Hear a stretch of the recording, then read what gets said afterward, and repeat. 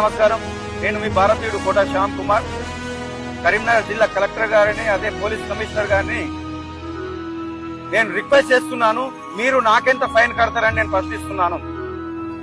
ఎందుకంటే రోడ్డు మీద ఏమి ధరించకపోయినప్పటికీ నేను ప్రతి ఒక్క దానికి ఫైన్ కట్టుకుంటూ వస్తున్నాను. అలాంటిది రోడ్లే సరిగ్గా లేవు కదా, అలాంటప్పుడు మీరు నాకెంత ఫైన్ కడతారని నేను ప్రశ్నిస్తున్నాను.